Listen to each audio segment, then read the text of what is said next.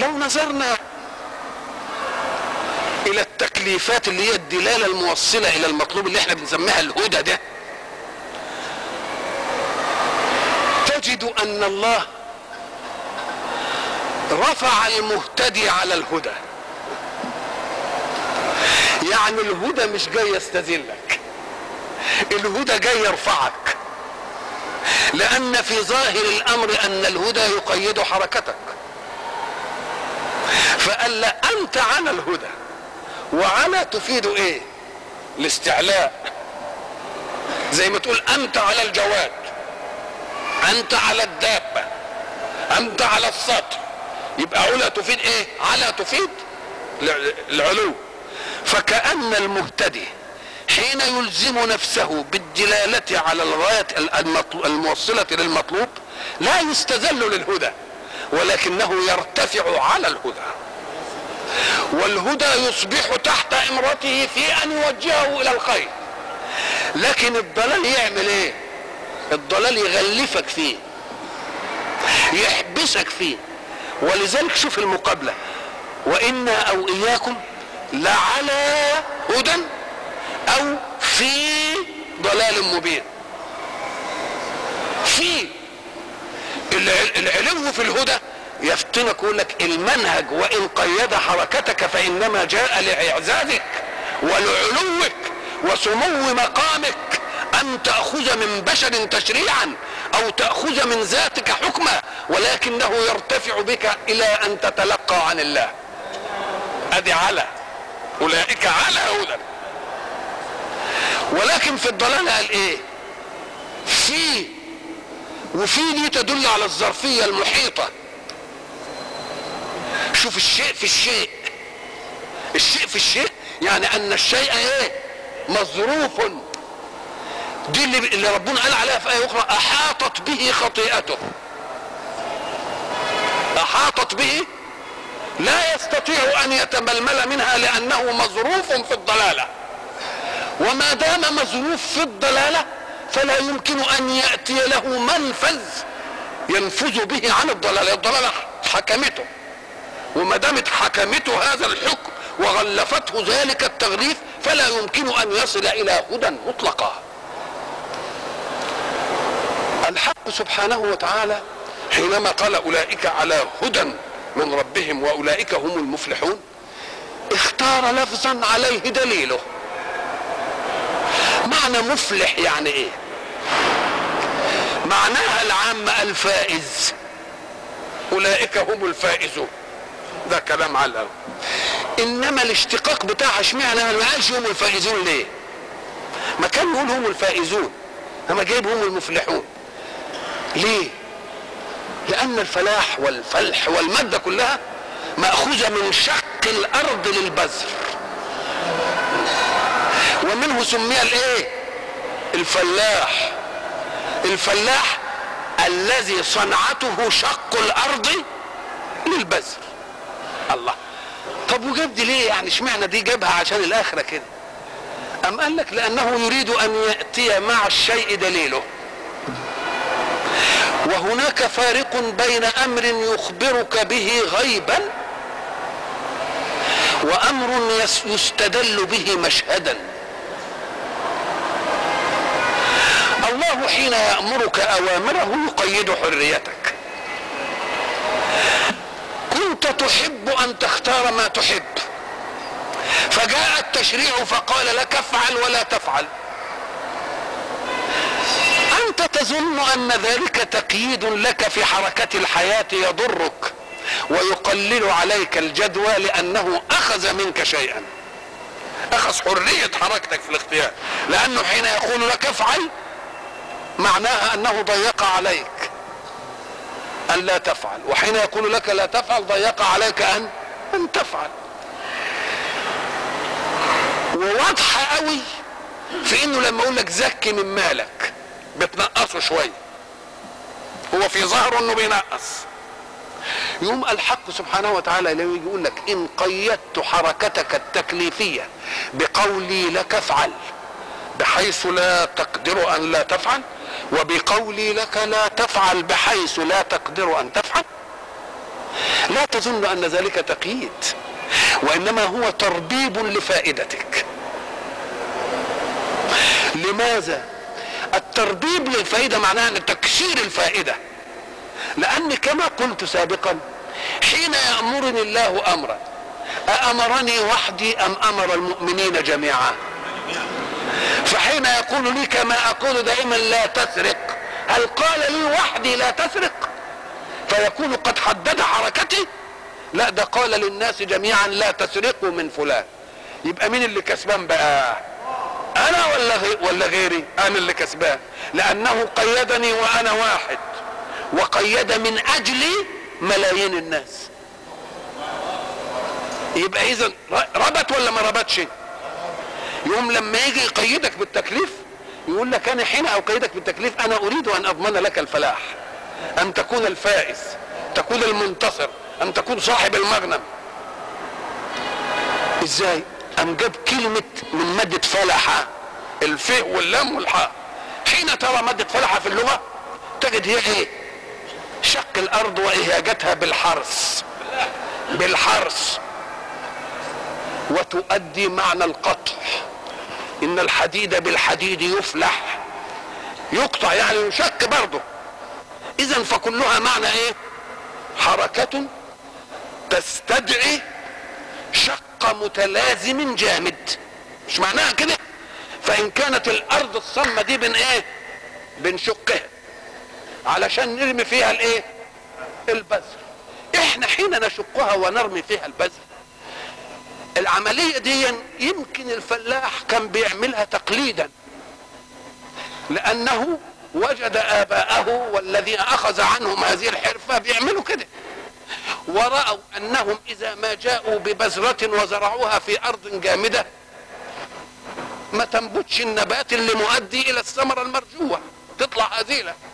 يمكن ما يعرفوش لماذا هو عملها كده تقليدا. طب بالله لما يكون عملها تقليدا، ده قلد ده وده قلد ده وده قلد ده وده قلد ده لحد ادم يا شيخ. طب وادم عملها قلد مين؟ ادم لما عملها قلد من؟ ده هو البداية في الوجود. يبقى اذا قد علم من الله كما علم الاسماء. يبقى كل شيء في الوجود اصوله معلمة من السماء، لان الله لا يخلق ادم ليباشر مهمة في الارض الا اذا علمه كيف يزاوله ولو بداءات هذه المهمة. وبعدين جينا بالقرون بقى اللي اتقدمت عرفنا ايه ليه الحكاية بتاعت شق الارض ونرمي الزرع ولازم نحرط، لازم ايه؟ وليس للفلاح عمل الا ان يحرس ويرمي البذر، مالوش دعوة بقى. الفلاح ما بيقعدش للعناصر بقى يجمعها عشان ايه؟ تدي للنبات، ولا له دعوة بالحكاية دي. هو ايه؟ يحرط ويرمي الايه؟ ويرمي البذر. ولذلك انصفه ربه، قال له اياك ان تغتر بحركتك في الحياة لتقول انا ازرع. كن صادقا وكن واقعيا وقل انا احرس فقط. افرأيتم ما تحرثون أأنتم تزرعونه ام نحن الزارعون لو نشاء لجعلناه حطاما. الله. يبقى انصف ملوش الا انه يحرس. اذا فالفلاح لا عمل له الا ان يفلح الارض. شو ايه؟ ما يعرفش ليه بيعمل العملية دي، انما بعدين عرفنا الذي قدر كل شيء وهدى كل شيء. عرفنا ليه بنعمل العملية دي. ليه؟ اما قال لك لان النبتة الحبة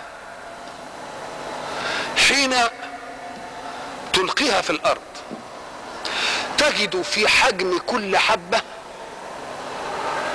الغذاء الكافي لها الى ان تأخذ غذاءها من الارض، بحيث اذا جبت حاجة وبلتها، جبت شوية حلبة وبلتهم شوية، تقوم تزبن وتطلع وتعمل الفلقة تنفلق كده ويمكن يطلع لها مادة خضرية. منين جت؟ من نفس تكوينها، وعلى قدر كمية الغذاء يكون حجم الحبة.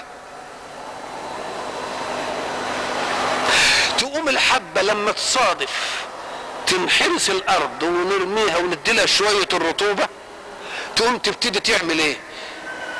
تغذي نفسها لحد ما زبانها ده يطلع، والزبان ده بمجرد ما يبتدي يشبك في الارض ويبتدي ياخد الغذاء، تقوم الفلقتين اللي هم كانوا بيغذوها دي تبقى ورقتين اتنين يطلعوا بقى ياخدوا من الهواء. لو لم يوجد في الارض هواء عشان تتنفس الى ان الزبان يطلع تنكتم ولا تطلعش. يقوم الحرس ده عشان يديلها ايه؟ يديلها شويه هواء كده على ما الله. اذا دي عمليه الفلاحه. طب وربنا جاب حكايه المفلحون دي والفلاحه وجاب لماذا؟ عشان يديني الامر الغيب في الاخره، فائزون في الاخره. يقول انا جايب لكم دي مثل حي قدامكم ومحسوس. ازاي؟ قال لك التكليف يضيق عليك، وانا احب ان اعلمك ان التكليف يوسع عليك، لان التكليف وان ضيق عليك في الفانية فسيعطيك في الباقية. واضرب لك مثل باللفظ ده، مفلح وفلاح. الارض حين ترمي فيها بذرة اتعطيك بذرة؟ حبة انبتت ايه؟ 7 سنابل في كل سنبلة 100. يبقى انت ضحيت بحبة واحدة علشان تاخد ايه؟ 700 حبة. اذا كانت الارض وهي المخلوقة تهبك اضعاف ما اعطيت لها، فكيف بالخالق الا يعطيك اضعاف ما اعطيته له؟ هذا هو السبب في ان الحق سبحانه وتعالى يقول اولئك هم المفلحون، عشان يلفتني بمادة الفلاحة ومادة الفلاح الى شيء موجود بالفعل. فانت تلقي الحبة فيخرج عود الذرة، ده على فرض انه جاب كوز واحد، ومرة يجيب كوزين ومرة يجيب 3. شوف القدر اللي اعطاك. اذا فان اخذ التكليف منك شيئا فانما جاء ليعطيك اشياء. فلا تقل ان الارض اخذت منك حبة، ولكن قل اخذت مني الان حبة لتعطيني بعد ذلك 700 حبة. يبقى اذا مفلحون جاء بدليله. اولئك على هدى من ربهم واولئك ايه؟ هم المفلحون. الصنفان الايمانيان، الصنف الذي جابهه الايمان اول الامر بوجود اله ورسول مبلغ عن الاله وهم كفار مكة، والصنف الثاني الذين يؤمنون بإله وبرسول وبكتب، ربما ظنوا انهم يكتفون بذلك، فشاء الله ان يبين ان الايمان جاء ليهيمن على الجميع. ذلك هو الصنف الايماني. لا يقال ايمان بشيء والتزام بمنهج من اله امنت به الا اذا كان المنهج يحقق لك خيرا ويدفع عنك شرا. حين ياتي الايمان ليدفع عنك شرا ويحقق لك خيرا، يبقى لا بد ما دام الايمان قد طلب يبقى لازم في الشر بيحارب الايمان. لو لم يوجد شر يحارب الايمان اكان هناك ضرورة للايمان؟ اذا فالتزام الانسان بالايمان ليقي نفسه ويقي عالمه من شرور مقابل الايمان، وهو ايه؟ وهو الكفر. يبقى الامر الطبيعي ان ياتي الصنف المقابل للمؤمنين وهم الكافرون. الكافرون دول قسمين: قسم كفر بالله اولا ثم استمع الى الوحي واستمع للهادي الجديد فابتدأ يلتفت الى ذلك الهادي الجديد، الفطرية بتاعته استجابت. وصنف آخر كابر وعاند. غير المعاند يجب أن تفهم أنه ليس له حظ في الكفر، ولكن اللي له حظ في الكفر المستفيد من الكفر، والذي يأتي الإيمان ليعطل عنه هذه الفائدة. يبقى الذي يقف أمام الإيمان هم المستفيدون من الكفر. المستفيدين من الكفر هم اللي حاربوا الإيمان. إنما ناس كانوا كافرين ما يعرفوش إله، ثم سمعوا إن في إله وشيء دخل عقلهم وإله بيأمر بالرحمة ويأمر بالعدل وبيأمر بالتواصل وبيأمر بالمساواة، بيأمر بده كله. اللي ملوش مصلحة ما الذي يمنعه أن يؤمن؟ يبقى الذي يلد في الكفر إنما هو المنتفع بالكفر. ولو لم يوجد منتفع بالكفر لما تأصل الكفر في الناس. كيف؟ الكفر معناه الستر. اولا احنا قلنا سابقا ان ذات اللفظ وهو كافر او كفر او كفر، يمكن تذكروا ان انا قلت ان لفظ الكفر مؤمن. لفظ الكفر مؤمن. يعني ايه لفظ الكفر مؤمن؟ لان معنى كفر اي ستر. كفر بالله يعني ايه؟ ستر وجود الله. الله. طب الذي يستر وجود الله يبقى وجود الله كان موجود وهو ستر ولا لا؟ اذا فالستر طارئ على الوجود. اذا فالاصل هو الايمان، وجه الكفر يستر ايه؟